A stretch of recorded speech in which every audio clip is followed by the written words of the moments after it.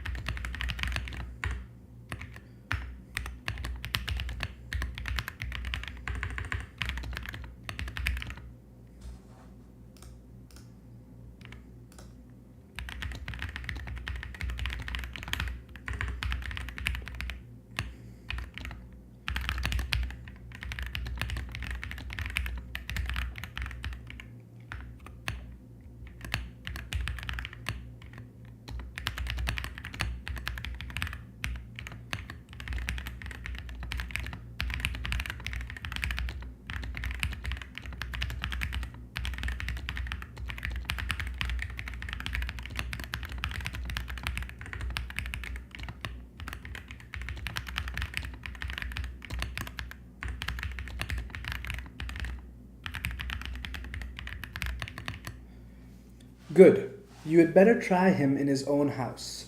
The way shall be prepared for you, and you can see his son first, who is in London. When will you come to London? This person being referred to is a certain Mr. Peacock, who the lawyer has recommended Pip see as a tutor. And now, but very excitingly, Pip, the small town boy who has never been to London, is expected to go to London. I said, glancing at Joe, who stood looking on motionless, that I supposed I could come directly. First, said Mr. Jaggers, you should have some new clothes to come in, and they should not be working clothes. Say this day week, you'll want some money. Shall I leave you 20 guineas? Which, as we know, is an extraordinary sum of money. I mean, for all the work he did with Miss Havisham, for years he got 25 guineas.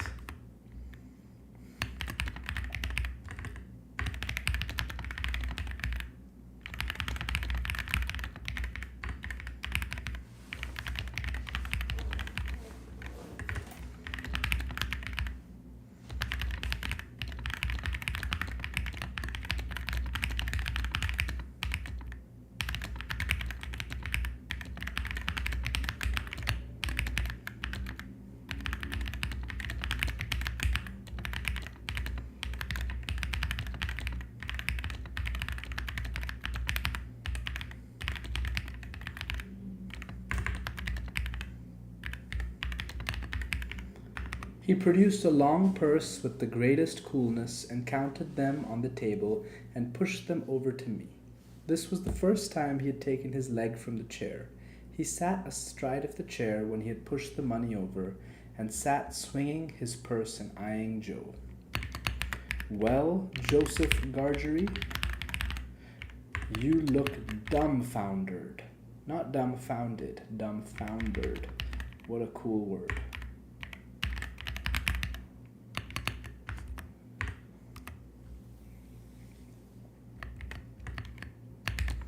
I am, and who wouldn't be?" said Joe in a very decided manner. "It was understood that you wanted nothing for yourself. Joe is a very content man. I guess if you could have Mrs. Joe back the way she was, that's probably what you could wish for from a fairy godmother." "It were understood," said Joe. "And it are understood, and it ever will be similar according." A real theme in this book is not wanting things. If you want things and are a moocher, you're punished, like the hangers-on of Miss Havisham. But if you don't want things, good things come to you. That seems to be what Dickens is sort of putting out into the world. "But what," said Mr. Jaggers, swinging his purse, "what if it was in my instructions to make you a present as compensation?" "As compensation for what?" Joe demanded.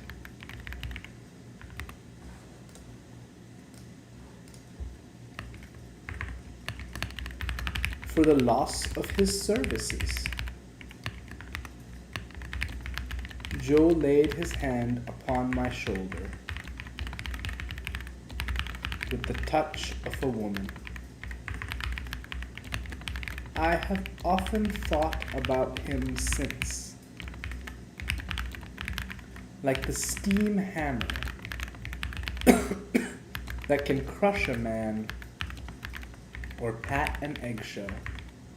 It's a beautiful description of a strong man. In his combination of strength with gentleness. Pip is that hearty welcome," said Joe, "to go free with his services, to honor and fortune, as no words can tell him.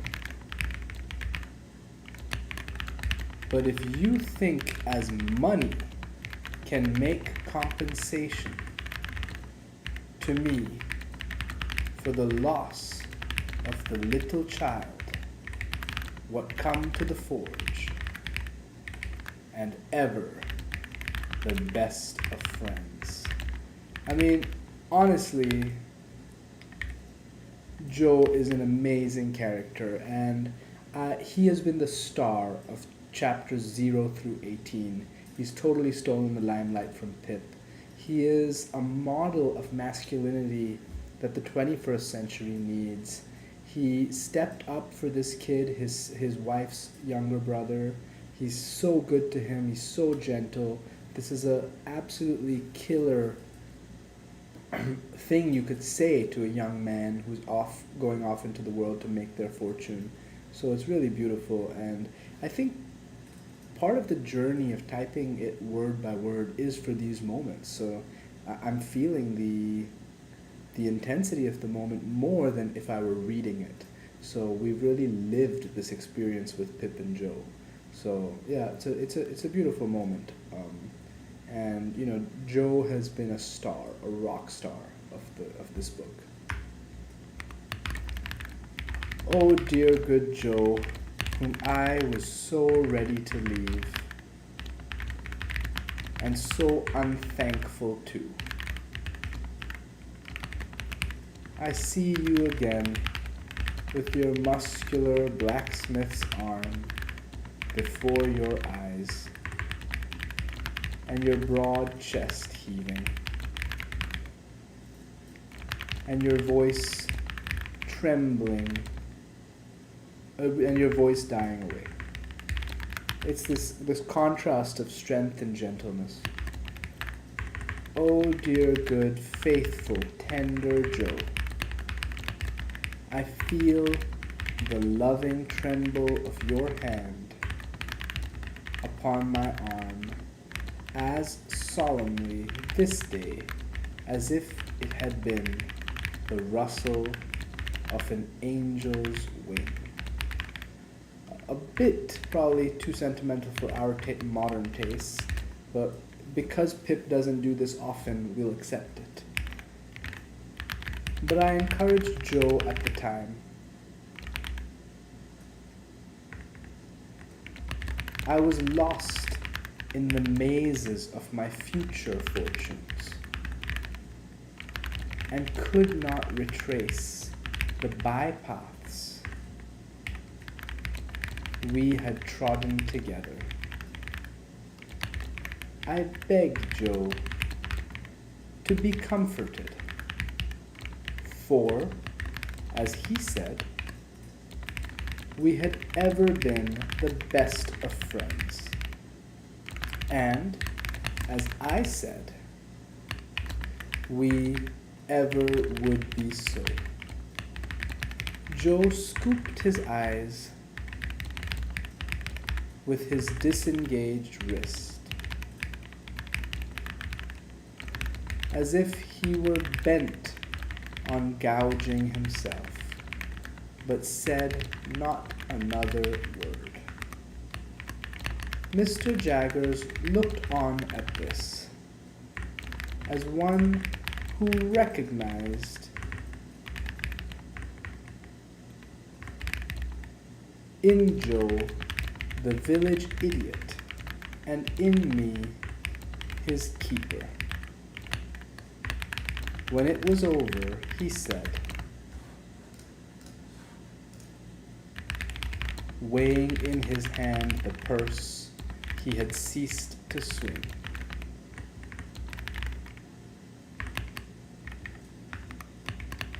"Now, Joseph Gargery, I warn you this is your last chance. No half measures with me.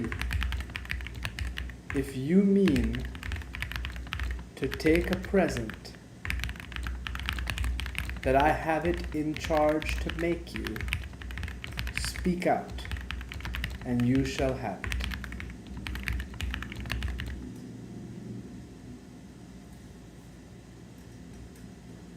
If, on the contrary, you mean to say, here, to his great amazement, he was stopped by Joe's suddenly working round him with every demonstration of a fell pugilistic purpose. As we know, Joe is pretty good in a fight. "Which I mean to say," cried Joe, "that if you come into my place bull-baiting and badgering me, come out. Which I mean to say, as such a man, as such, if you're a man, come on. Which I mean to say, that what I say, I mean to say, and stand or fall by." Basically, a long, roundabout way of saying word is bond, which I strongly believe in and have believed in ever since I knew what it meant. I drew Joe away, and he immediately became placable. We usually see implacable, we don't often see placable. Merely stating to me in an obliging manner and as a polite, this is a great word as well, expostulatory, to explain one's actions, I guess, as a polite expostulatory notice to anyone whom it might happen to concern that he were not a-going to be bull-baited and badgered in his own place.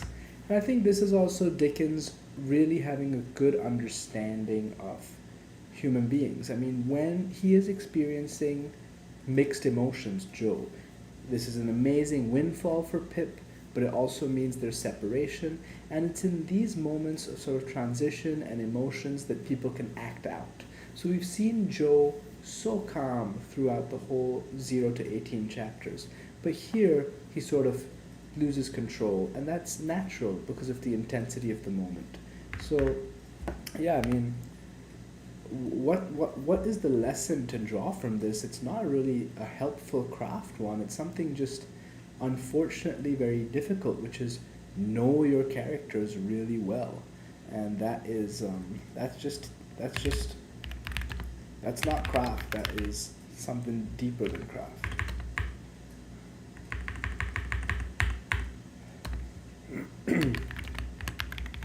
Mr. Jaggers had risen when Joe demonstrated, and had backed near the door.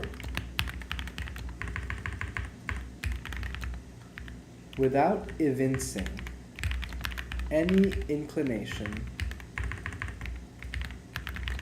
to come in again, he there delivered his valedictory remarks. They were these. Well, Mr. Pip, I think the sooner you leave here,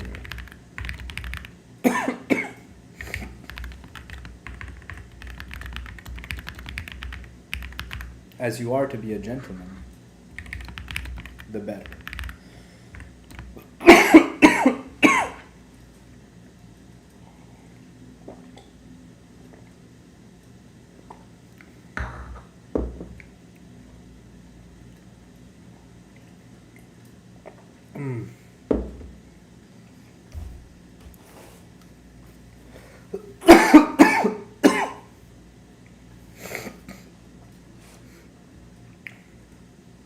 I'm just going to type and summarize later.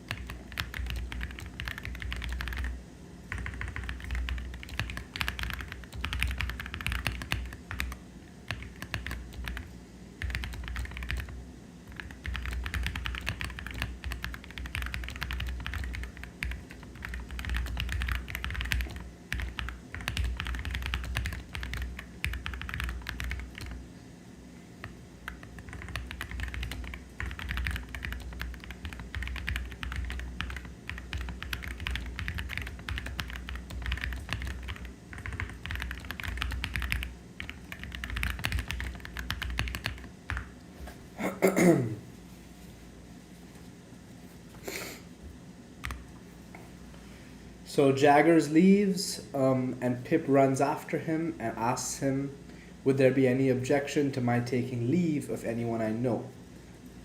And he clarifies not just in the village, but uptown as well, probably meaning Miss Havisham and Estella.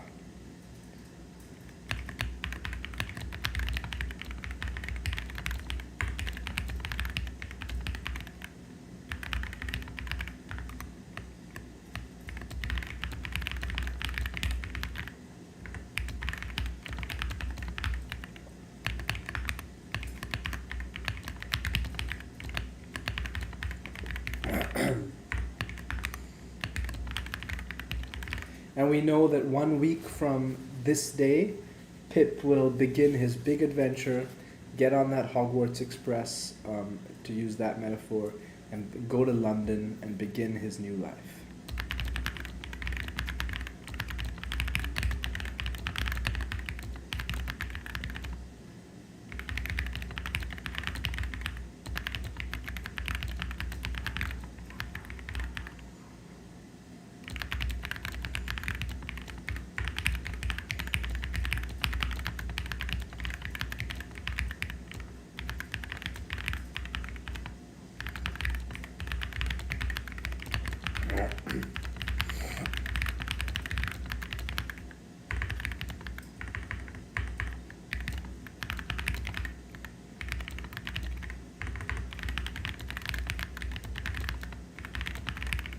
So Pip goes home, Joe is just staring into the burning coals, and nothing was said for a long time.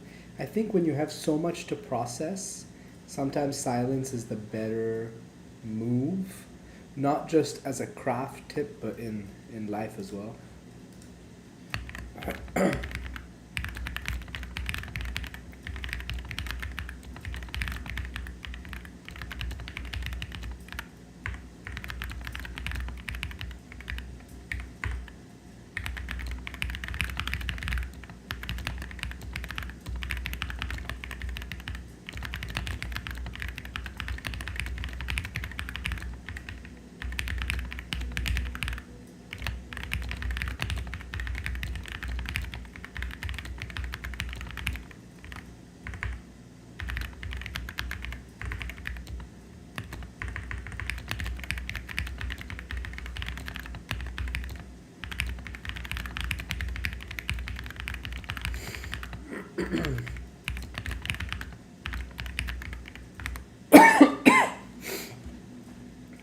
So he's sitting there, Biddy and his sister are in the room. He's staring at the coals and he's unable to speak, sort of like me right now.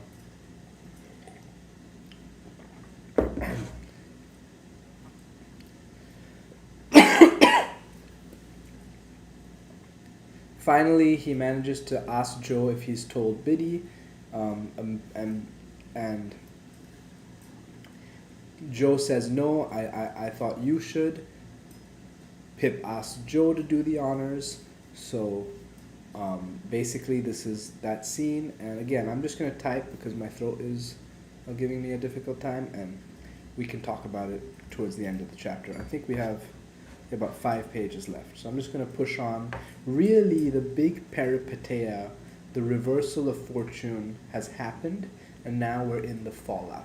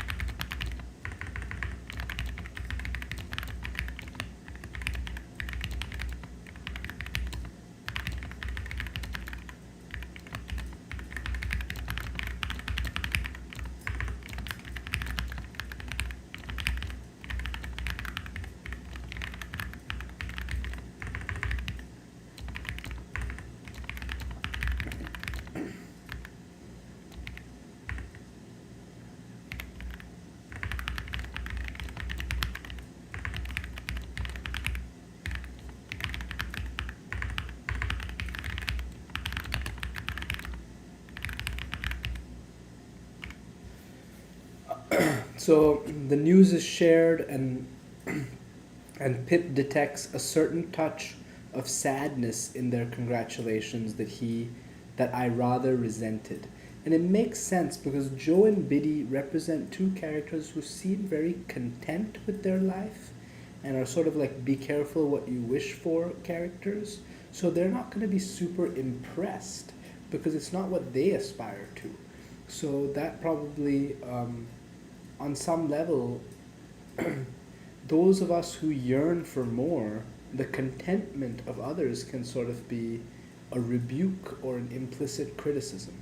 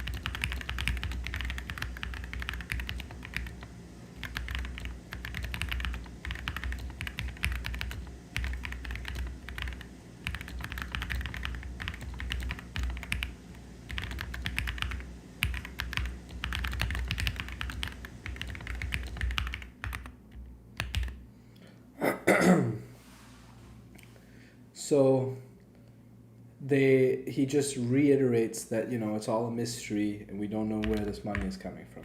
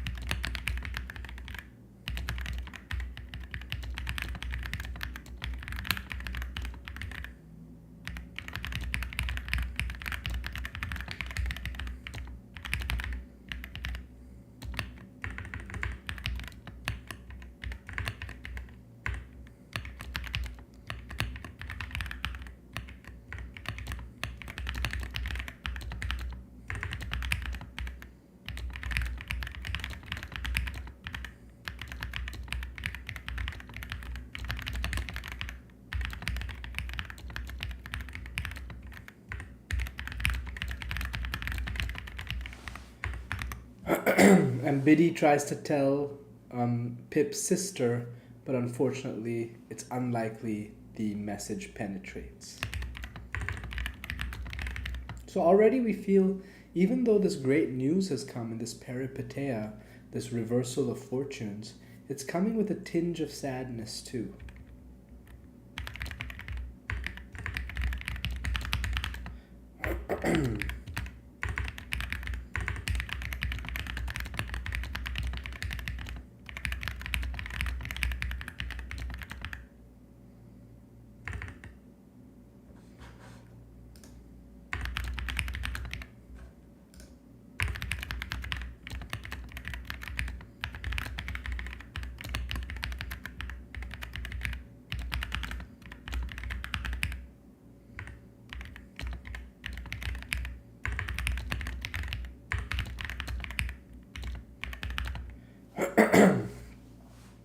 I never could have believed it without experience, but as Joe and Biddy became more at their cheerful ease again, I became quite gloomy. Dissatisfied with my fortune, of course, I could not be. But it is possible that I may have been, without quite knowing it, dissatisfied with myself. Finally, we get that inward turn reflecting on these enormous events.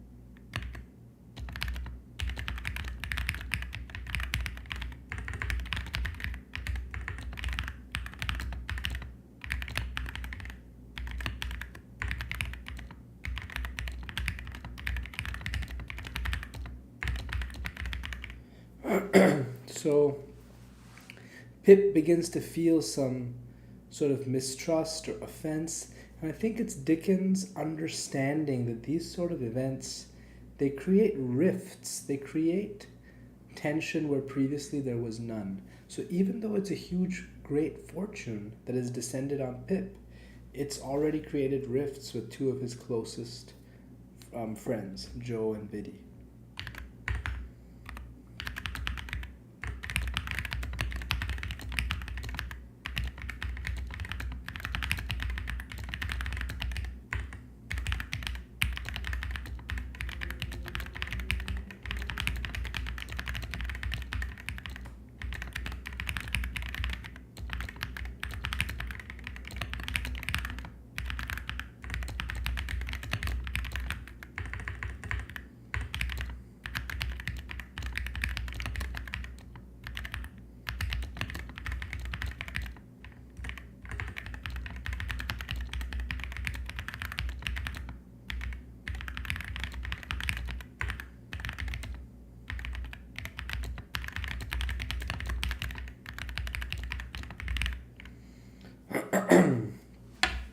The very stars to which I then raised my eyes, I am afraid I took to be but poor and humble stars, for glittering on the rustic objects among which I had passed my life.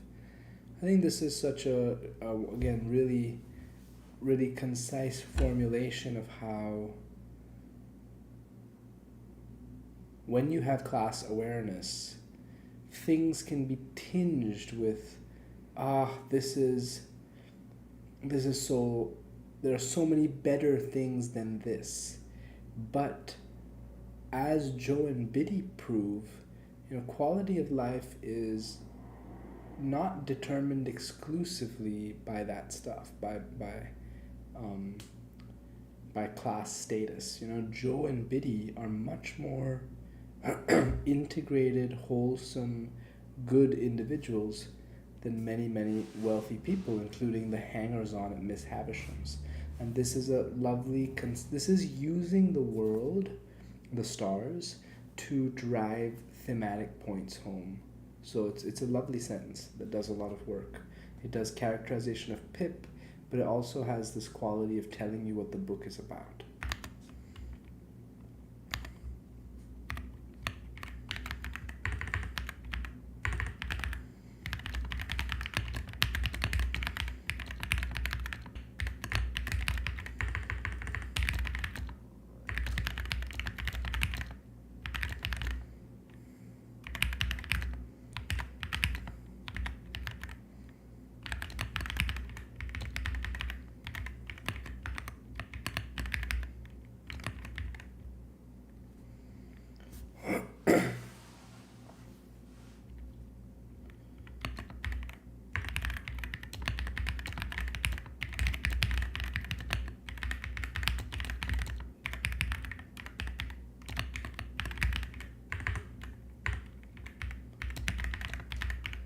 They sit down to a supper of bread and cheese and beer, which doesn't sound half bad.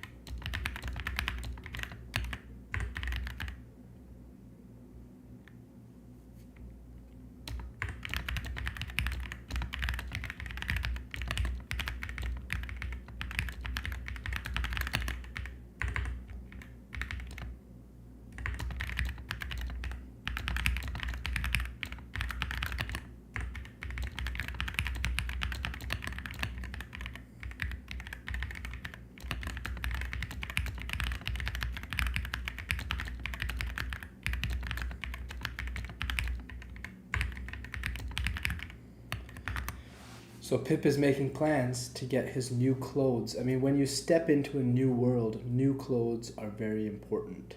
And the makeover scene in any rom-com, when you experience peripeteia, when you have a person going from one thing to another, is critical.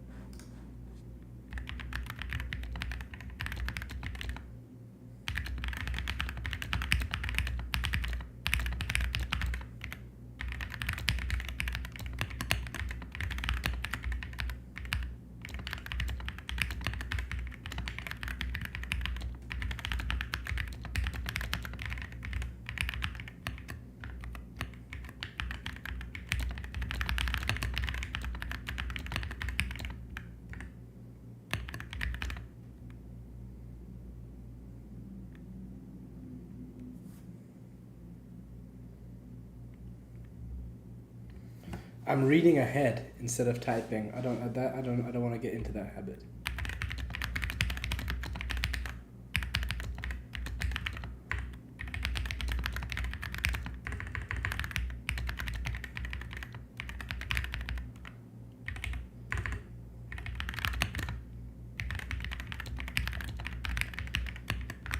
So Pip is talking about, the new clothes he's getting, and Joe suggests that everyone would like to see him in that new clothes. And Pip says, "That's just what I don't want, Joe. They would make such a business of it, such a coarse and common business, that I couldn't bear myself." So you hear immediately he's had this peripeteia, this reversal of fortune, and this language, coarse and common, that has come from Estella, is immediately in his vocabulary, and you just have that feeling of, oh God, Pip, why are you so pompous? Turn it down a notch. And you can see immediately that this pomposity is going to widen the rift between him, Joe, and Biddy. And it's one of those where it's again, Dickens with a sound understanding of what happens in people. It's imperceptible to them, but he's already being judgmental, and the things that he was subjected to, he's subjecting on others.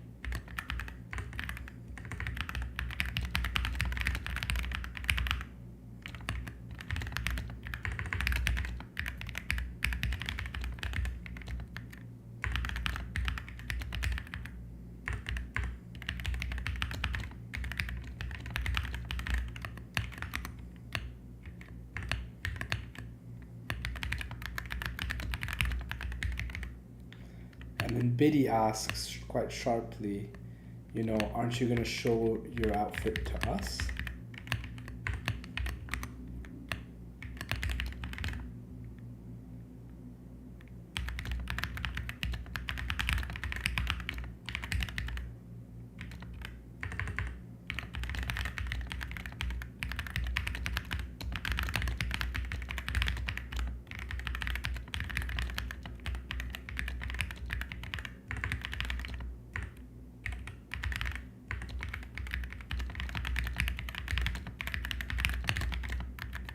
Even the use of this verb shall is quite pompous.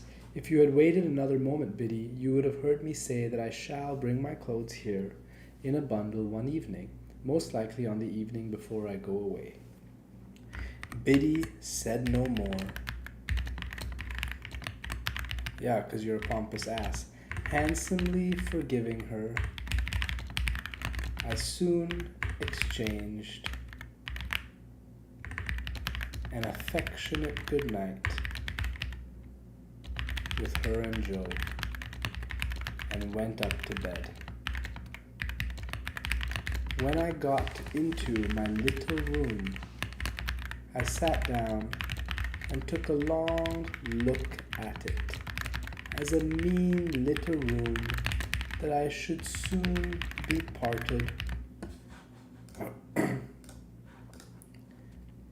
from and raised above,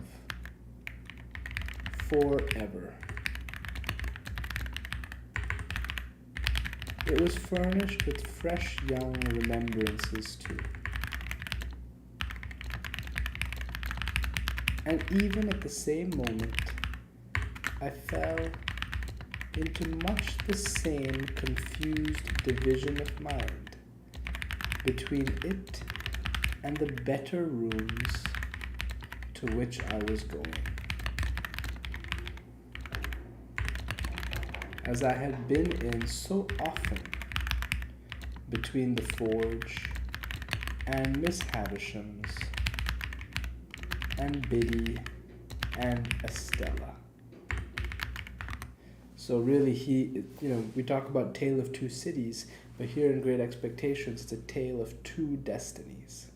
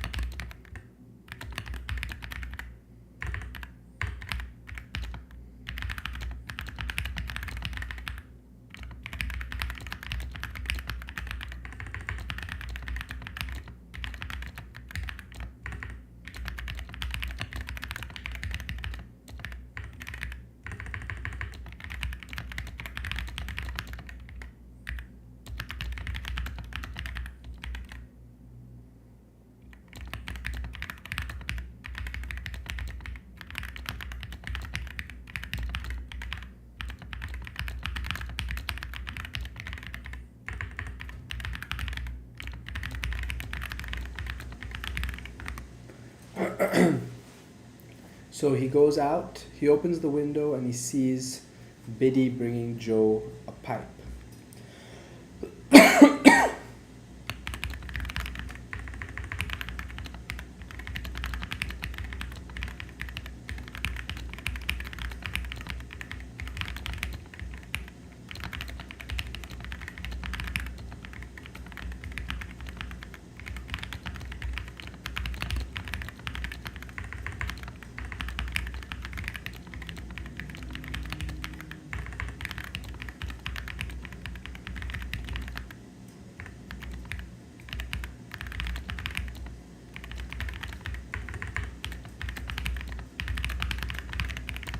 And I realized that I didn't put my mic high today. Oh, what a mistake.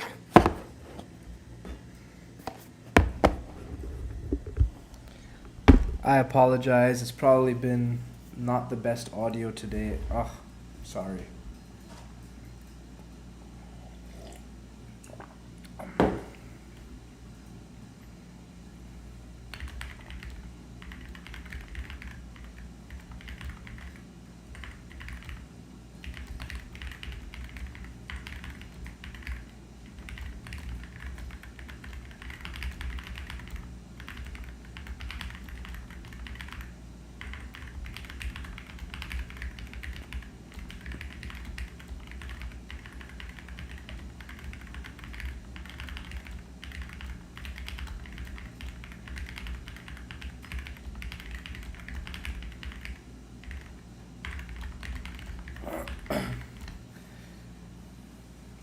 This first night of my bright fortunes should be the loneliest I had ever known.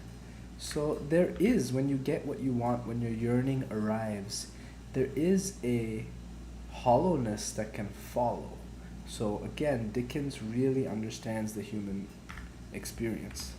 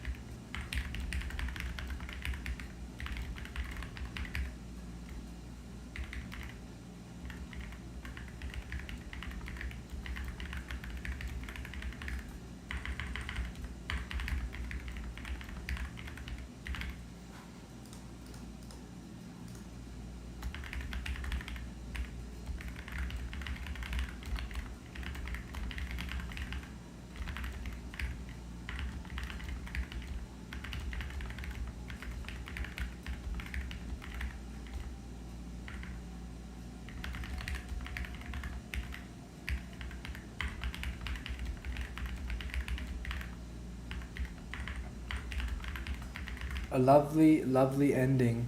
Looking towards the open window, I saw light wreaths of Joe's pipe floating there, and I fancied it was a blessing from Joe, not obtruded on me or paraded before me, but pervading the air we shared together.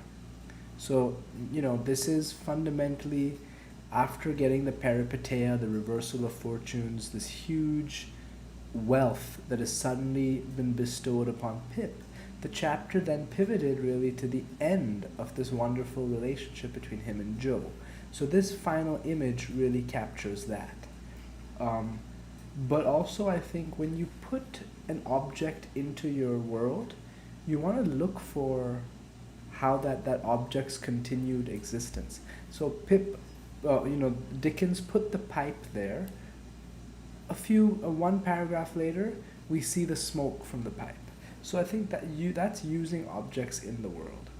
And then finally, this last line is sort of, again, thematically hitting that once you get your yearning, once you make this decision to be a social climber or to try and better oneself, and yearn for more from life, it's hard to sleep the old sleep. The old sound sleep. You are now consumed by that effort. And you see people like Biddy and Joe who sort of are content in their station and don't need more, and you envy them. I think this is natural and normal. I definitely am much closer with Pip, yearning and wanting things from life. So I get it, and it's going to be hard for him to sleep, because a week from today, the rest of his life begins. A gentleman getting tutored, going to London. It's very exciting times for Pip, and very exciting times for us in this project. It's been a little under an hour today. I've had a sort of scratchy throat, so thank you for bearing with me, and apologize for any audio issues. On Thursday, we'll do chapter 19. How long is that one? 20, so I'll break chapter 19 into 2 sessions as well, probably. So, because that's 23 pages. All right, really, really a real fun chapter, and a huge chapter in the book. The Great Expectations title was mentioned, We met the lawyer Jaggers, who bestowed this mysterious fortune on Pip. We'll see where it goes on Thursday. Thanks, everyone. And thanks to future viewers as well. And appreciate your support by watching, and also you can contribute to the project as well. Thank you to the Office of Modern Composition for its continued support.